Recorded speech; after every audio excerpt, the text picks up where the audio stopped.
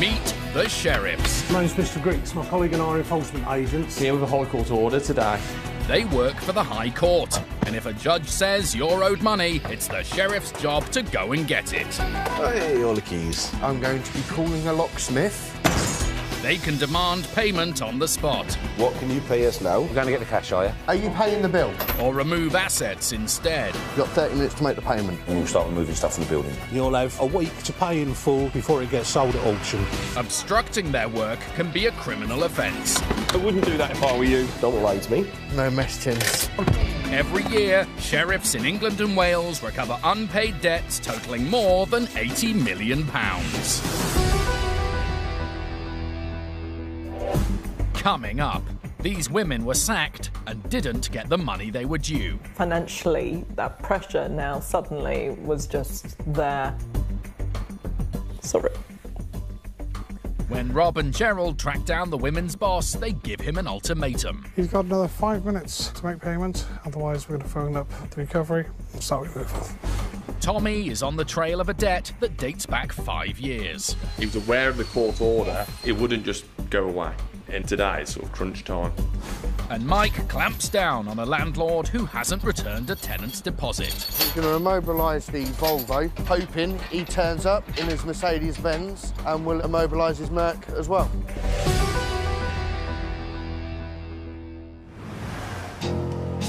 On average, we spend more than £33,000 over the course of a lifetime on cosmetics and skincare products. Taking care of how we look is now a multi-billion-pound industry. Today, High Court enforcement agents Rob Foster and Gerald Anderson are on their way to skincare company Sesderma UK Limited. Gerald's no beauty expert, but he is hopeful there'll be plenty of assets on site. We've had a little bit of information that the company has expensive serums, a skincare line, fillers, chemical peels, etc.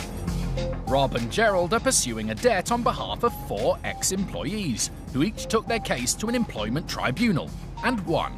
They didn't get their money, so their cases were transferred to the High Court for enforcement. I've got 4 writs against the same company.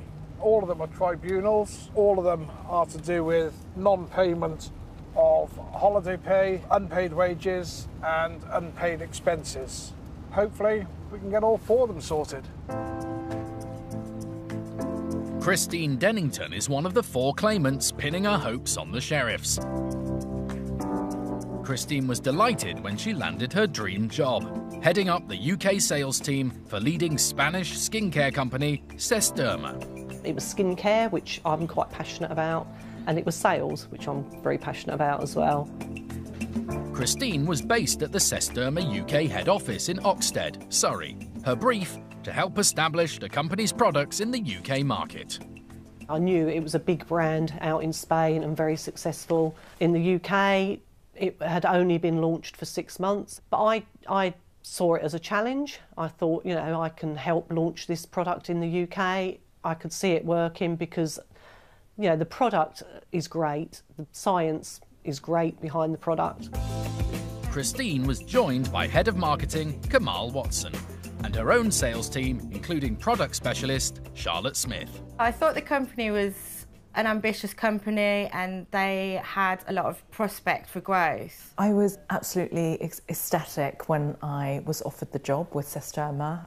It was a fabulous opportunity and it was something I was really looking forward to. As far as Christine was concerned, she'd put together a strong team and everything was moving in the right direction. It was going really well. People were hitting sales targets, the sales were growing. We were up over 300% from where I'd started when I joined. Christine's position, leading the sales team at Sesderma UK, seemed secure. I thought it was my dream. I thought it was, you know, where my future was going to be. I was going to grow with the company and bring it to the success that it has in Spain. But, yeah, my dream was cut short. 8 months into her job, and with no apparent warning, Christine was dismissed.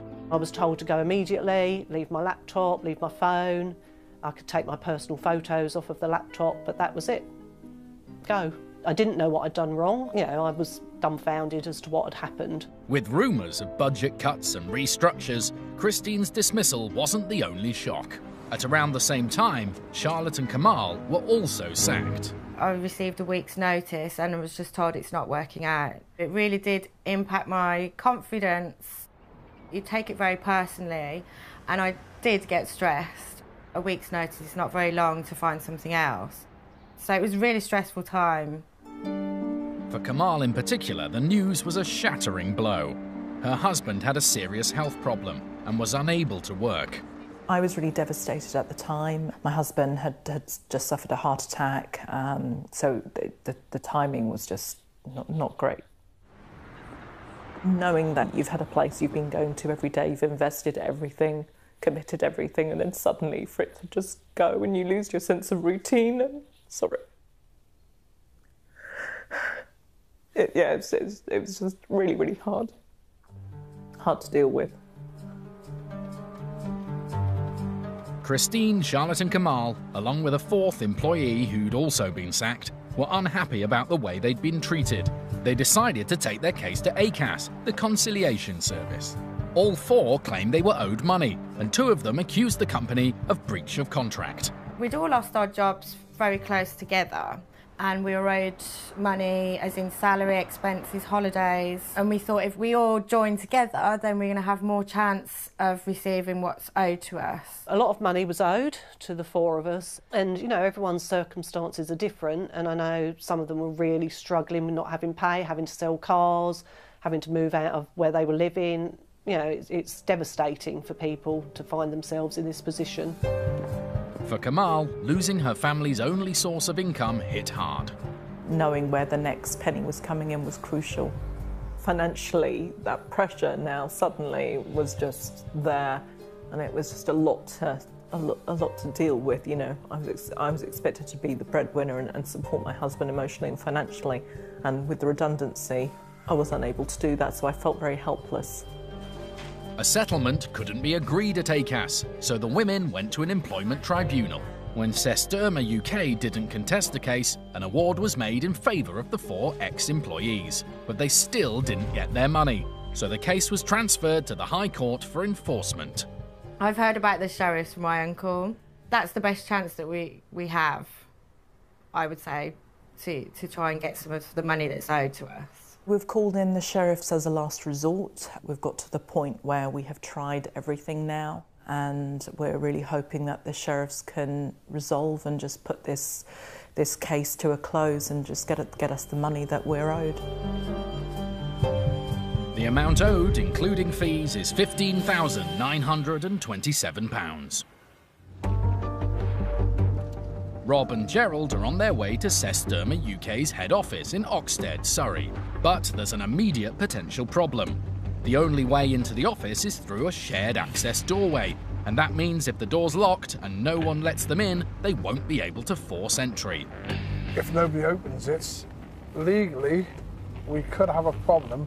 Even though it's commercial, we could have a problem forcing entry when it's a shared access.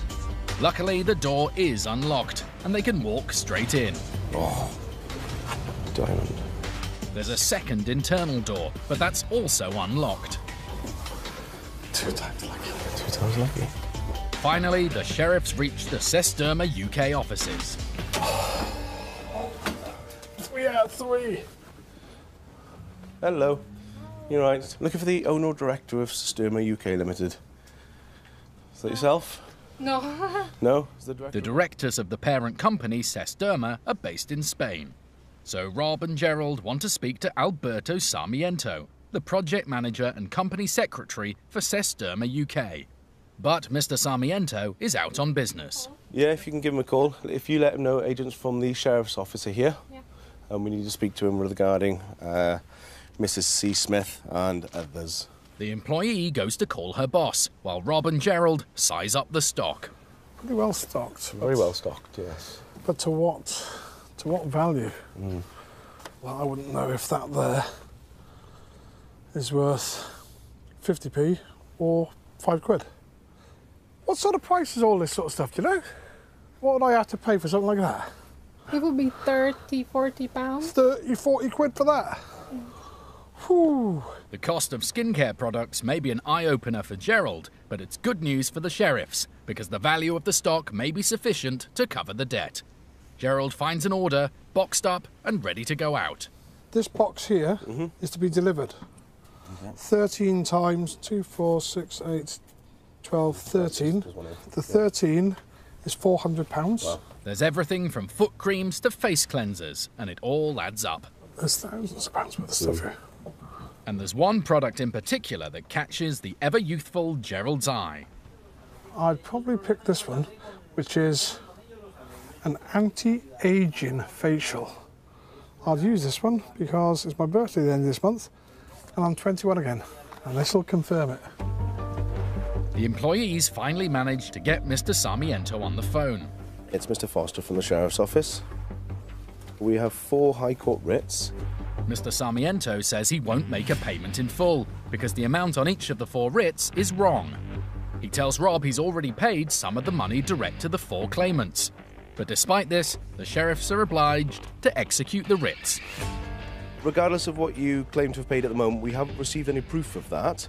So all we can go on is the outstanding balances that we've got on the 4 writs. Rob explains that the sheriffs hold the money for 14 days, so if it turns out Mr. Sarmiento has paid too much, he can claim it back. I can send you links to pay each one, or I can send you our bank details for you to make payments on each one. But Mr. Sarmiento is still refusing to pay. Well, then you're going to lose your stock then. It's as simple as that. I'm not beating around the bush with it. You either pay it or we remove. Mr. Sarmiento says he's on his way back to the office, but he's over an hour away. He's adamant he's not going to pay it, but there's plentiful supply of assets here. So we'll call a recovery contract and we'll have them away. But within a few minutes, Mr. Sarmiento is back on the phone, and he's changed his tune. Hello, sir. My name is Mr. Anderson from the Sheriff's Office. He now says he will pay, but he doesn't have sufficient company funds in the UK, so he'll have to contact Ces Derma's head office in Spain. I can send the details to this person in Spain and he can pay it directly into our account from Spain. The sheriffs are going to start listing assets, but decide to hold off actually removing stock to give Mr. Sarmiento the chance to pay in full. We're starting the inventory now. Now, I'm happy enough not to start walking out with all your stuff until you get here. All I need to know, sir, is when you get back here, are your intentions to get this paid, or am I sitting here wasting my time? Mr. Sarmiento says he will pay, but still maintains the amount on the writs is wrong. About an hour, is it? Okay, cheers. Gerald briefs Rob on the debtor's claims that a part payment has already been made. He said he has proof by email. Yeah. He's paid 50% to each one of them. Yeah. He's got proof of the payments being made. If they have had payments and they confirm it, then we can adjust the figures likewise. There's only one way to clear this up, and that's to talk directly to the claimants. Gerald gives Christine, one of the 4 claimants, a call. Is that Christine Dillington? Yeah, how are you doing? My name's Mr. Anderson from the Sheriff's Office. How do? All right. I've just been on the blower talking to the chappie. He reckons that he's paid 50% of this debt already. Now, I can't say whether he's paid anything or not. Christine explains that they had received some money from Ces Derma UK, but that was several months before the employment tribunal. So the amount they were awarded and the amount on each of the writs is correct. Them figures are correct then? Yep, the figures are absolutely correct. Mr. Sarmiento will need to pay the full amount, a combined total of nearly £16,000, to prevent his stock being removed by the sheriffs. Later, Mr. Sarmiento arrives in the office to put the sheriffs in the picture. To get it paid straight away, it's going to be very difficult because the money has to come from over there. You see what I mean?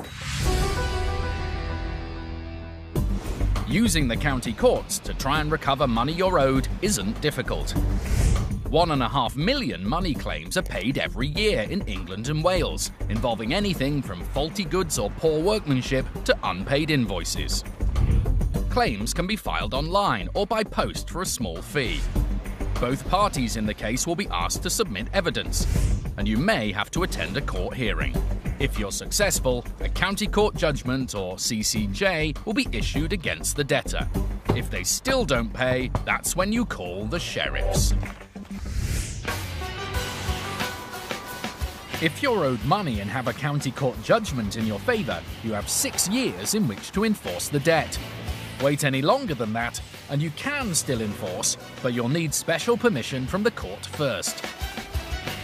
It's early morning, and High Court enforcement agents Tommy Coyle and Mike Perkins are passing Wembley Stadium, pursuing a debt that dates back 5 years. This morning we're looking for Xenon Builders Limited. The debt's for around 59,000. The claimant is a subcontractor who's owed the money for work carried out and materials supplied. The original court judgment dates back to 2012, but the claimant didn't get his money, and only now has the case been transferred to the High Court for enforcement. The total amount owed today, £59,204. We're going to be looking for assets such as building vans, any high-value building equipment. Tommy and Mike find the address on the writ easily enough, but there's no sign of any builders' vans. It's quite a small commercial property. What we can see at the moment, there's no external assets. Not the best. It's not the best, but you never know. We might go in there and they could have thousands of pounds worth of stuff in there. But what's even more worrying is the signage. There are signs for several different limited companies, including Zen Builders Limited. But the writ is against Xenon, so the sheriffs won't be able to remove assets if they're owned by Zen. Xenon Builders Limited. Themselves. Is the boss about? Director? Good news. It sounds like Xenon Builders is trading from here. Yeah, I am manager. You're a manager? My English is Can we go talk in private somewhere and I can explain everything? High Court enforcement agent, we're here with a High Court writ today for Xenon Builders Limited. We're here to collect an amount of £59,204.56. I don't know how you'd like to get that paid. News of the writ comes as a shock to the manager. He says it's a matter for his boss. Can you ring your boss up? okay. So we can speak to him? Get him on the phone, I'll explain it all to him. The manager goes off to make a phone call, giving Tommy time to assess the situation. At the minute, I'm thinking there's going to be a few limited entities here due to different signs of limited companies that were up on the front. That's going to be one challenge here. Asset-wise, there is a lot of machines here, some of them are decent value. It'd be down to find out who they belong to. If they're the property of Xenon Builders Limited and not Zen Builders Limited, Tommy and Mike will be able to remove them. But that will bring its own challenge.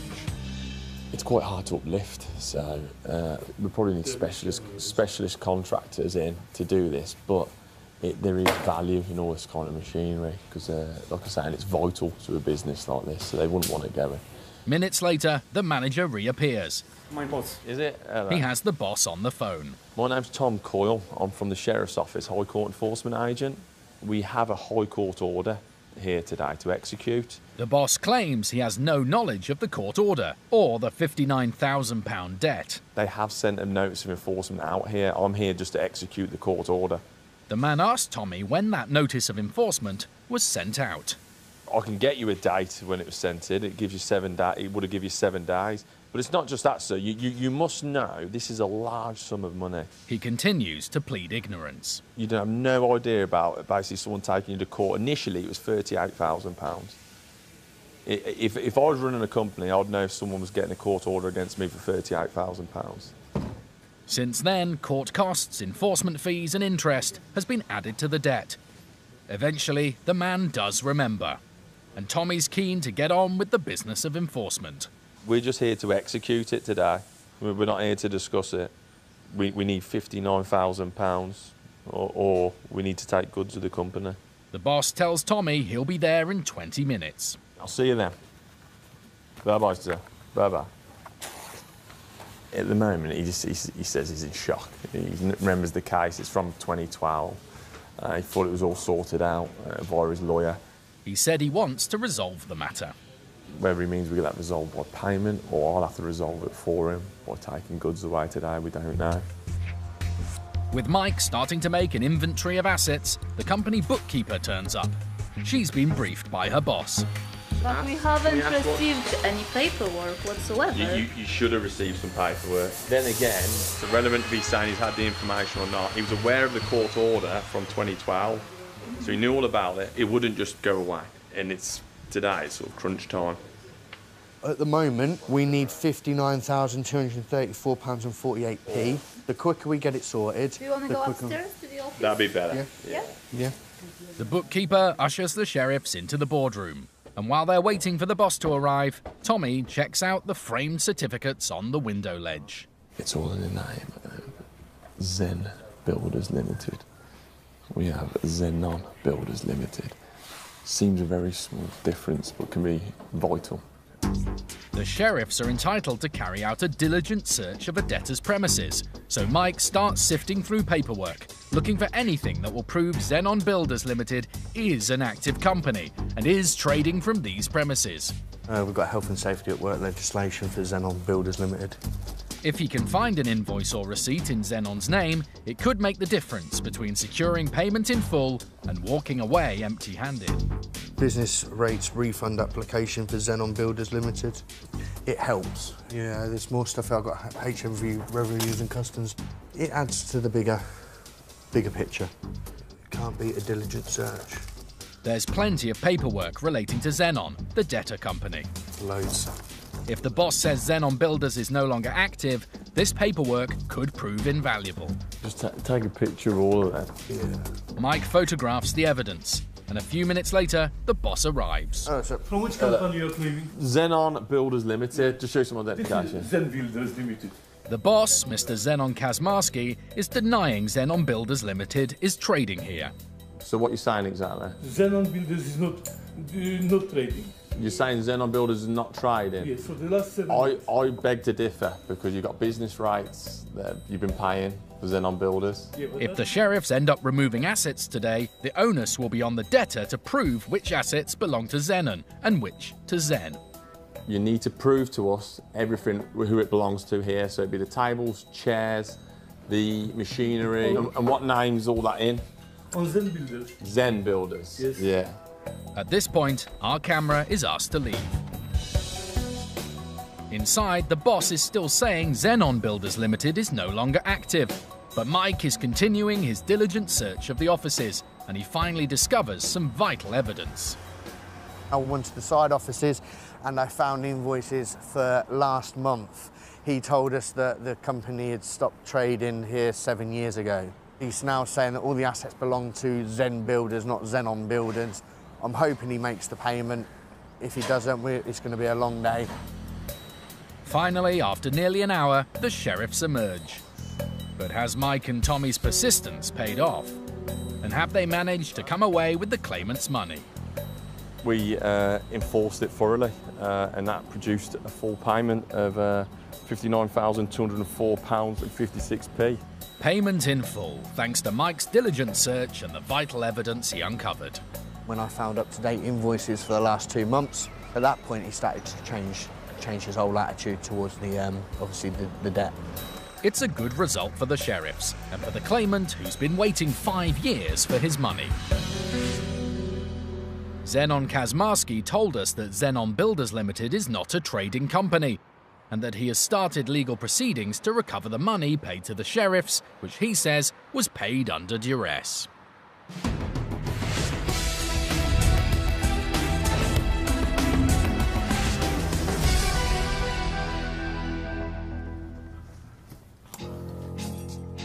Back in Oxted in Surrey, Rob and Gerald are enforcing 4 separate writs with a combined total of nearly £16,000. I'm not beating around the bush with it. You either pay it or we remove. It's as simple as. But Cess Derma UK project manager Mr. Sarmiento has been disputing the size of the debt, saying he's already made a part payment. Them figures are correct, then? Yep, the figures are absolutely correct. But he's wrong. Rob's back on the phone to Mr. Sarmiento, breaking the news to him that the writs are right, and he does owe the full amount. We've spoken to the claimants in the matter now. The balances that we've got on the paperwork now include the remainder of unpaid wages, car allowances, expenses and whatnot, so the balances we have are correct. If he's to prevent stock being removed, he'll have to come up with the cash. We've had instruction from the client, it's either paid in full on all 4 cases or we remove assets. Every single item that we can find will be taken. While they wait for Mr. Sarmiento, the sheriffs list assets and prepare stock for removal. 40 minutes later, Mr. Sarmiento finally arrives. Hello, sir. Hello. Mr. Anderson. No cameras. Mr. Foster, I spoke to you earlier. Yeah. He's not too keen on our camera and invites us to leave. But 10 minutes later, he invites us back inside. He wants to show his bosses in Spain that there really are High Court enforcement agents and a BBC film crew in his office. So he's sending them a photo. Wants to show them, look, this is happening. He hopes the photographic evidence will help persuade them to send him sufficient funds to clear the debt today. He's been on the phone to the directors in Spain. He's just trying to get them to make payments in full at the moment. As you can hear, he's on the phone at the moment.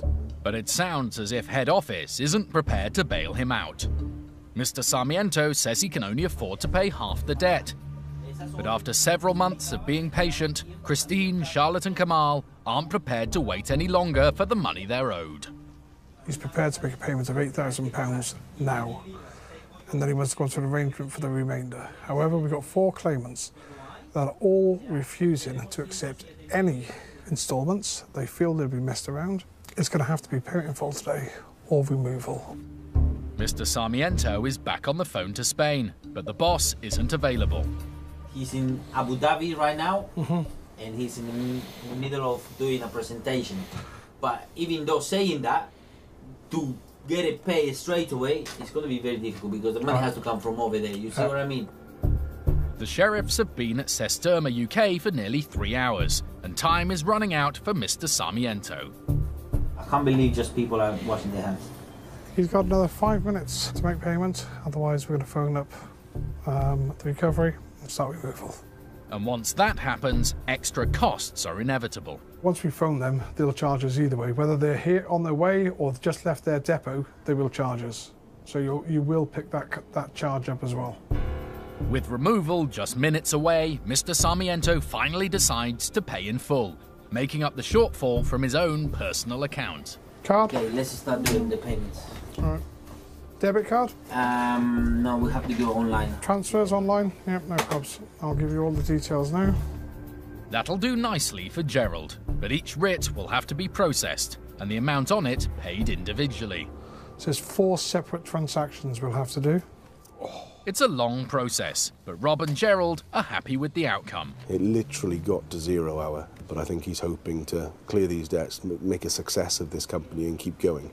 I might be the only one who believes that eventually this will pay off. With Gerald processing the payment, Rob reflects on a job well done. He thinks the key to today's enforcement was the threat of removal.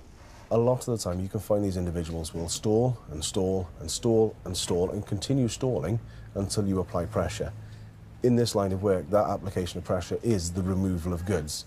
Until we start that process, a lot of the time they don't take it seriously. Sometimes they have to actually see that you are deadly serious before they will start to cough up. Account number? 41. With each payment now complete, Rob checks the money has arrived safely in the sheriff's account. The next one is 6591 and 66 pence. That's in there, okay. It's been a long enforcement, but the outcome for the 4 claimants couldn't have been better. Payment in full of the 4 debts, totaling just short of £16,000. So a very good result. Christine, Kamal and Charlotte are delighted to finally get the money they're owed, and they have a special toast for the sheriffs. Well, cheers everybody, we won, yay!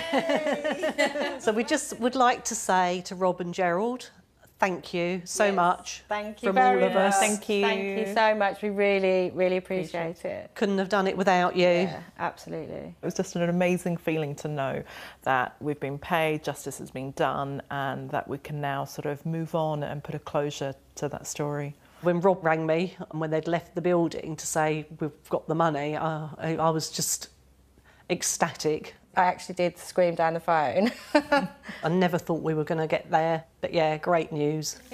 For Kamal, the money's a welcome relief. But there's some even more important news to celebrate. My husband is doing a lot better now, both emotionally and mentally. He's back out working, so he's really positive and we're very optimistic about what the future will hold.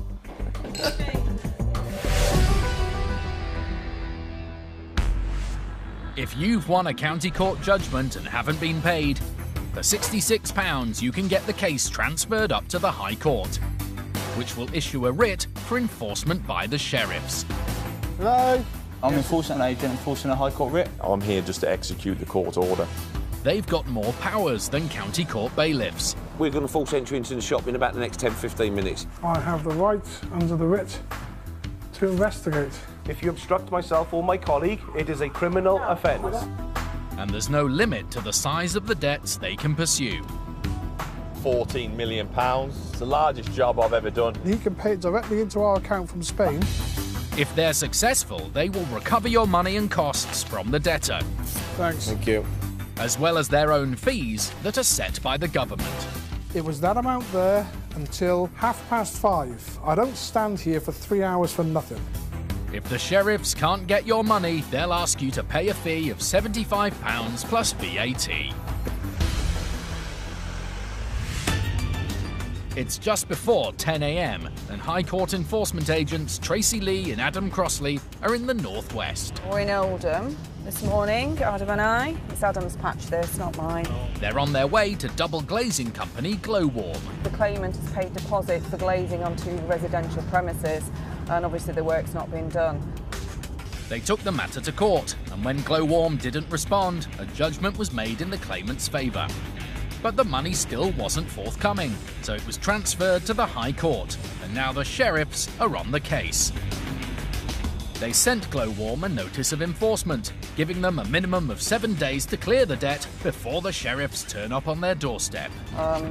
There's been no contact after the notice of enforcement, so we're hoping obviously that there's assets at this address. We're unsure whether they're actually trading and manufacturing from this address or it is merely a sales office. The amount owed today is £1,861. Glowworm's offices are in a converted cotton mill. Multiple offices, isn't it? So it's going to be sales. They're going to be just doing telephone sales, I'm guessing, from here. It's unlikely there'll be much here in the way of assets, which will make today's enforcement all the more challenging. All right there. Looking for Glowworm. It's Mr. Crosser. I'm an enforcement agent. The man on reception says he'll give them a call. Right. Are they in this building? They're in this building. Right. 10 minutes later, there's no sign of anyone from Glowworm. Yeah, I don't like to be kept waiting, do you? Patience a virtue, Teresa. I'm working on it. Just then, a woman walks through the door. She's from Glowworm. There's a writ to enforce. There's a what? Writ of control that was issued in court. The woman knows about the debt, but claims the case is still ongoing. Unfortunately, we're here to recover the money in full. Yeah. Or remove assets. The woman claims Glowworm didn't receive the sheriff's notice of enforcement.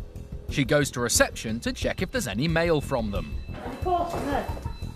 And there it is, the notice of enforcement. The letter was dated the 24th of August. It was sent a full 2 weeks ago. They've not obviously checked the mail, they've not collected mail for a few days, otherwise they would have picked up the notice and known about this. They've now incurred enforcement costs, which they could have avoided if they'd have actioned it sooner. The woman disappears to give Glowworm's director, Mr. Ali, a call. She comes back a few minutes later and takes Adam and Tracy to the Glowworm office. There's a male colleague in the office, but apparently he's not Mr. Ali. Director or no director, Adam gets straight down to business. So what we're doing about getting it paid? Are we paying it now? Calm down a little bit, you know what I mean? We've only got the letter, you know what I mean? You just turned up the door. That letter's dated. You can quite clearly say it's dated the 24th of August. You've just clearly seen it. We've not been given the letter, have we? Right, well, yeah, but that's your responsibility for not getting it out of the pigeonhole, isn't it? The choice is yours. Have you got a card you can pay it on? It's decision time for the double glazing company. The only money I've got on me is about 1,500 quid. That leaves a balance of £361. At first, the 2 Glowworm employees say they'll clear the debt in instalments, but then they seem to have a change of heart. Forget the 1,500 quid, what happens if we don't pay nothing now? We'll remove your goods now. Right now? Yeah.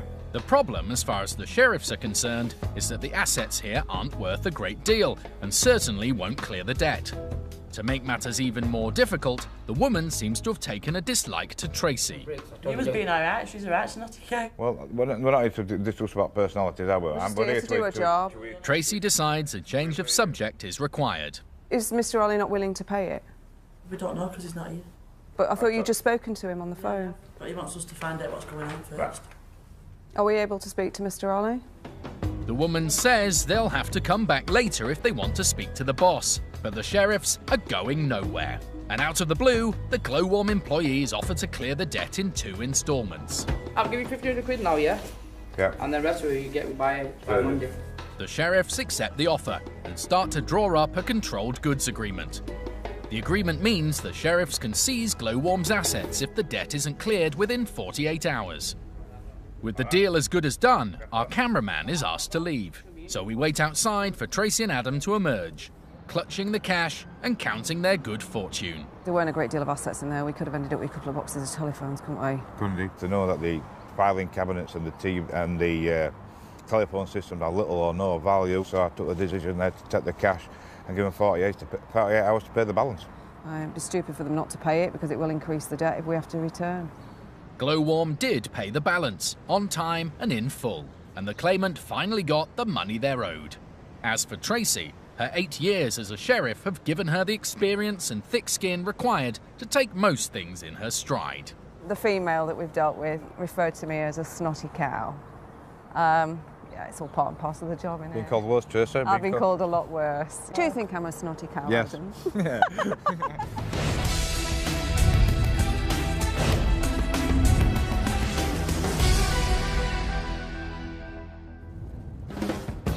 This morning, High Court enforcement agents Mike Perkins and Billy Evans are up bright and early and on their way to Reading. We're going to a bakery. The defendant is a Mr. Jitsu Mia. Mr. Mia runs the bakery, but he's also a private landlord and owes the money to a former tenant. The total amount owed is £6,663. Mike is a big fan of bakeries. I like a bit of pastry, but obviously got to watch my figure, not like Billy. Little Belgian bun. Yeah, I like. Not a fan of Belgian buns. But, sweet tooth or no, the reason for today's visit is unlikely to go down well with Mr. Mia. The sheriffs expect payment in full, and if he can't raise the dough, they may be removing a lot more than a couple of Belgian buns. Could be a nice big kitchen out the back where it's got a lot of cooking equipment in there, ovens. Hopefully they'll be owned by the debtor. It doesn't take the sheriffs long to find the bakery. There it is. But it doesn't look like there's much baking going on. 10 a.m. What time are we on now? We've got half an hour. We can knock anyway.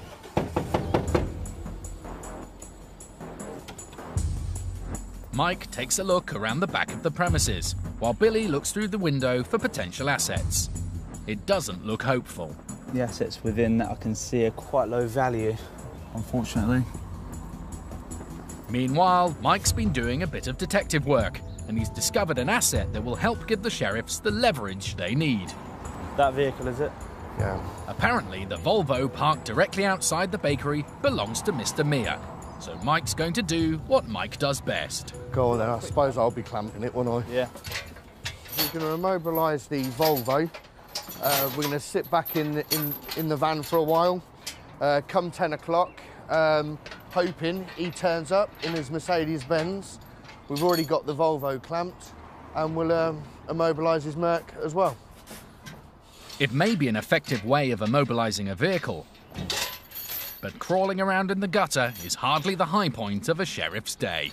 I love the clamp, I do. He likes to get dirty. With the Volvo immobilised, Mr. Mia suddenly appears. Not in his Mercedes, but from inside the shop.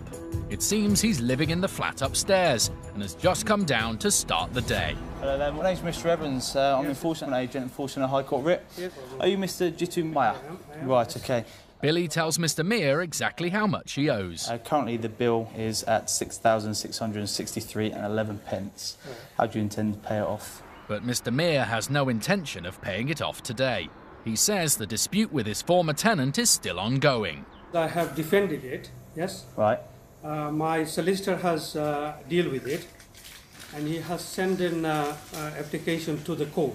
If you like me to show you all the letter and everything. The application, sir, doesn't stop us actually enforcing on the debt. Today we've got on a High Court writ and it's live. The only way you're going to stop enforcement today is by paying in full. Yeah, well, I'm not in a position to pay that money. Mr. Mears says he needs time to call his solicitor. The sheriffs give him half an hour, but tell him he'll have to pay in full or the amount he owes will go up. At the moment, the balance is sitting at £6,663.11. If you don't get that together, sir, OK, we're going to go to the next stage. We'll incur an extra £594 on it. If you can't make that payment, we then go to removal stage and you'll incur £1,072 on top of the bill as well. I recommend that you take your half an hour to try and raise those funds because we are going to further enforce. Mr. Mears asks our camera to leave the shop, so we move outside while he checks through his paperwork. And Mike and Billy start listing assets for removal. There's quite a large kitchen out the back, a lot of cooking equipment, possibly enough to clear the debt. The one place where the sheriffs haven't so far been able to check for assets is Mr. Mears' flat above the shop. It's a residential property, so they can't force entry, but they can gain peaceable entry through an open or unlocked door. Or, of course, the debtor could invite them in. It looks like Mike's got upstairs into the debtor's flat now, so, yeah. I'm going to go see what else we can list down. A few minutes later, Mike emerges. He's found exactly what he's been looking for, the keys to Mr. Mears' Volvo. That's even better when the vehicle starts up as well. That'll be staying in my pocket. If the sheriffs do end up removing the Volvo and selling it at auction, it'll be worth a lot more if it has a set of keys. They're confident the car, along with the kitchen equipment inside, will go a long way towards covering the debt, if it comes to that. Oh, I've also got the shop keys as well, just in case. Finally, there's news from Mr. Mears. He tells the sheriffs he's spoken to his solicitor and he's been advised to pay the full amount. As Mike unclamps the car, Mr. Mears invites us back inside to explain how the writ came about. He says he didn't return his former tenant's deposit, partly because he didn't have a forwarding address, and partly because of the state of the property. I went to see the property, wasn't in a good state. I made that mention to him. I had to have the place refurbished again, which I had a proper invoice for.